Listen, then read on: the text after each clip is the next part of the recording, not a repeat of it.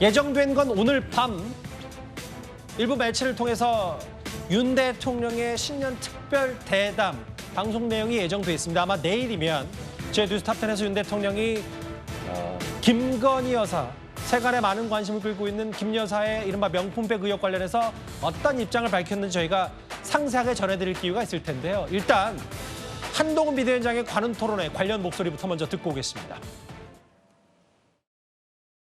김 여사님의 가방 수수 논란에 대해서 대통령과 김건희 여사님의 대응은 어떠해야 되는지 어떻게 좀 생각하시는지 궁금합니다.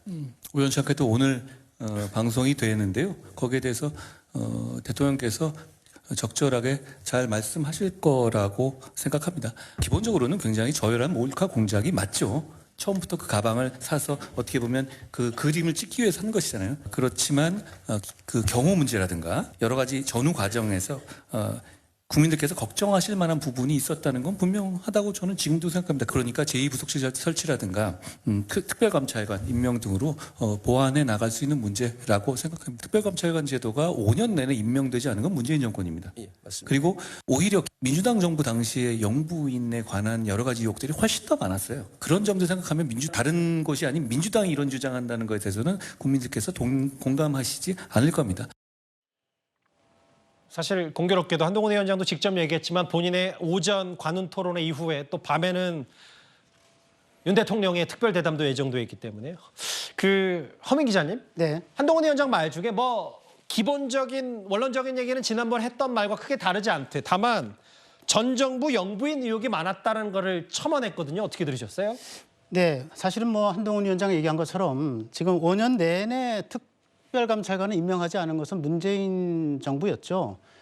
그리고 나서 왜 지금 이 정부 들어와서는 특별감찰관을 임명하지 않느냐라고 하는 거는 저는 물론 이 정부가 임명하지 않은 것도 문제라고 할 수는 있지만은 이미 문재인 정부에서 더 큰 문제를 많이 일으켰다 이렇게 보고요.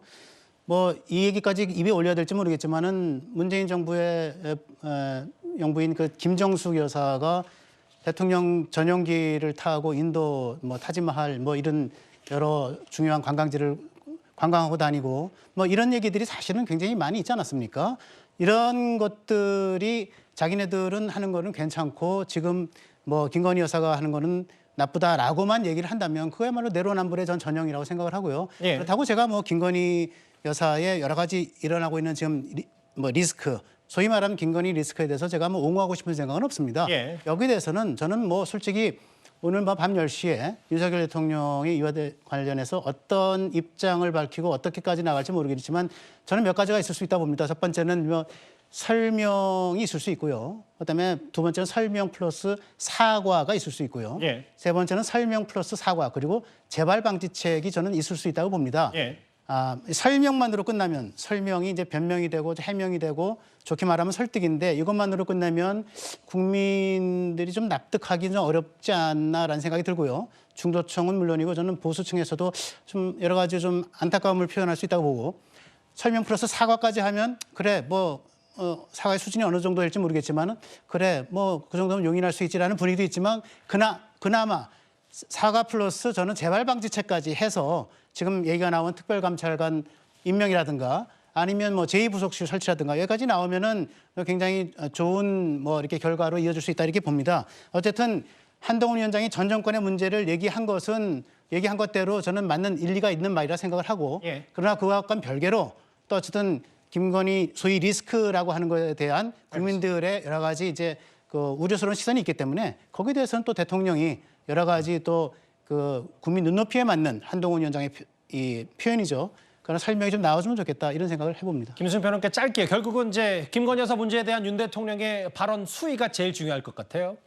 네, 그것은 여러 가지 기준이 있을 수 있겠는데 사실 명품백 수수 논란 유일한 것이 아니기 때문에 그리고 도이치모터스 의혹이 더 중대한 것이라고 국민들은 생각을 하고 있고 특검도 찬성을 많이 했기 때문에 거기까지 포함이 돼야 되지 않을까 싶습니다. 도이치모터스 의혹 관련해서 윤 대통령이 대선 때 했던 뭐 주가 조작 선수와 절연했다 이런 부분은 윤 대통령 본인의 문제이기도 하기 때문에 그 부분까지 반드시 포함돼야 이것이 이제 책임감 있는 그런 답변이라고 보여지고요. 그리고 너무 지나치게 또 영부인 문제로 접근할 필요는 없겠죠. 현재 정부에서 계속 공언해왔던 노동개혁, 연금개혁, 교육개혁 구체적 방안들이 안 나오고 있기 때문에 이런 부분들이 좀 잘 할애가 됐으면 하는 바람입니다. 내일 아마 대통령의 설 연휴 전 핵심 메시지를 저희 뉴스탑10에서 하나하나 짚어볼 기회가 있을 겁니다.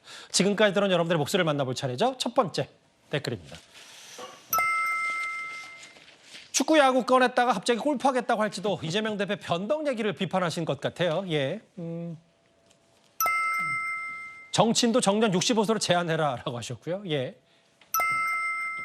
서부 영화에서 보던 누가 더 건맨인가 수준이다라고 치열하다. 예.